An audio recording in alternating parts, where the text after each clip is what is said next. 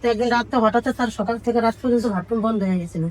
আসার পর ডাক্তার অনেকগুলো টেস্ট দিল, টেস্ট দেওয়ার পরে বললো যে তার খাদ্যনালীতে টিউমার হয়েছে। পোলায় নিয়ে গেলাম, পোপোলার থেকে রিপোর্ট আসলো যে তার ক্যান্সার আছে, গ্যাস্ট্রোলজিক্যাল ক্যান্সার ক্যান্সার। আছে। তো আমাদের এখানে মাত্র 4 মাস ট্রিটমেন্ট করার পরে আপনার সমস্ত রিপোর্ট নরমাল আসছে। আসসালামু আলাইকুম, আমি ডাক্তার এটিএম রেজাউল করিম, গণস্বাস্থ্য হোমিওতে থেকে বলতেছি। আপনাদের সামনে এমন একজন ব্যক্তির পরিচয় করে দিব যিনি ক্যান্সার থেকে জয়লাভ করে আমাদের সামনে আছে। উনি দীর্ঘ 4 মাস আমাদের চেম্বার থেকে ওষুধ সেবন করে আল্লাহর রহমতে উনি সুস্থ আছে, যার সমস্ত রিপোর্ট আপনাদেরকে দেখাবো এবং উনার সাথে আমরা সর্বপ্রথম পরিচয় করে দিচ্ছি। আপনার নাম? রহিমা খাতুন। আপনার বাবার নাম? শফিউদ্দিন মাঝি। শফিউদ্দিন মাঝি। আপনার মার নাম? জলেখা খাতুন। আচ্ছা, আপনার গ্রামের বাসা কোথায়? চরবেশন ভোলা। থানা? থানা চরবেশন। আচ্ছা, জেলা? ভোলা। আচ্ছা, আপনি আমাদের এখানে কি সমস্যা নিয়ে আসছিলেন? ক্যান্সারের সমস্যা, গ্যাস্ট্রোলজিক্যাল ক্যান্সার। আচ্ছা, উনি আপনার কি হয়? আপনার হাজবেন্ড। আচ্ছা, আপনার নাম? মোহাম্মদ আবুল বাশার। আবুল বাশার। আচ্ছা, যে আপনার বাসা কোথায়?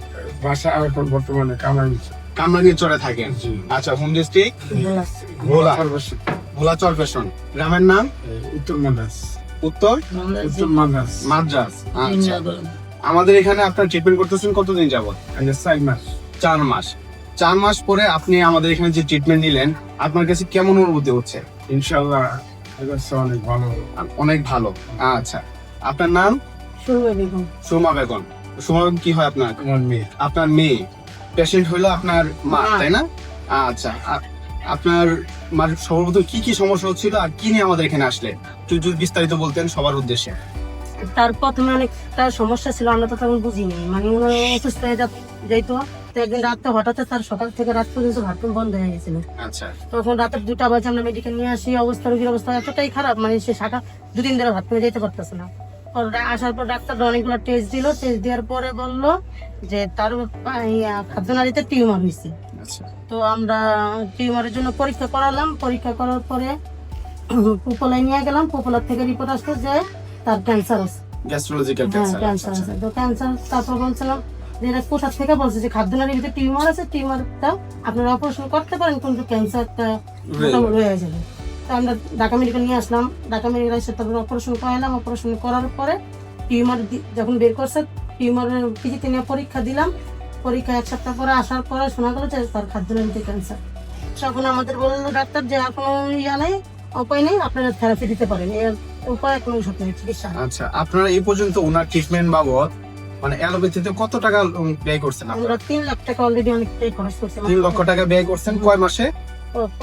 4 মাসে আমরা দৌড়াদৌড়ি করছি, অনেক মেডিকেল দিচ্ছি। 4-5 মাসে আপনার প্রায় 3 লক্ষ টাকা শেষ করার পরে অপারেশন করলেন। অপারেশন করার পরে রোগী সুস্থ হয়নি, কিন্তু আমাদের এখানে মাত্র 4 মাস ট্রিটমেন্ট করার পরে আপনার সমস্ত রিপোর্ট নরমাল আসছে। ইভেন আপনারা দেখেন এখানে ক্যান্সারের যে সকল রিপোর্ট আছে, সমস্ত রিপোর্টগুলো আলহামদুলিল্লাহ নরমাল আছে এবং পেশেন্ট ধীরে ধীরে সুস্থ হয়েছে। আমাদের 4 মাসে সম্পূর্ণ, মাত্র 4 মাসের ট্রিটমেন্টে উনি সুস্থ আছে। এখন ওনাকে আমরা ফলো আপ সেশনে মেডিসিন দেওয়া শুরু করব যাতে এই ক্যান্সারটা শরীরে ফিরে না আসে। আপনারা জানেন আমরা ট্রিটমেন্ট করে ক্যান্সার গবেষক অধ্যক্ষ ডাক্তার SM সরোয়ার ওনার সাথে আমি ওনার সহযোদ্ধা হিসেবে কাজ করতেছি। আপনারা যারা বলেন ক্যান্সারের কোনো আনসার নেই, আমরা আমাদের টিম মেম্বার যারা আছি ক্যান্সার গবেষক অধ্যক্ষ ডাক্তার SM সরোয়ার সহ যে আমরা প্রায় 40 জনের মতন ডাক্তার আছি যারা আমরা বলি ক্যান্সারের কোনো আনসার নেই, এই কথার কোনো ভিত্তি নেই। কারণ আমাদের এখানে প্রতিদিন যদি আপনি আসেন দেখবেন সুনির্দিষ্ট আমাদের চেম্বারে অনেকগুলো পেশেন্ট আছে যাদের কাছে আপনি দেখতে পারবেন আমাদের ক্যান্সারের রোগী সুস্থ হওয়ার গল্প। তারা আসতেছে, তাদের সাথে আমরা কথা বলতেছি। আপনি আমাদের অফিসগুলো ভিজিট করতে পারেন এবং আমাদের জন্য দোয়া করবেন এবং আমাদের সাথে যোগাযোগ করার জন্য স্ক্রিনে দেওয়া নাম্বারে ফোন দিবেন। আসসালামু আলাইকুম।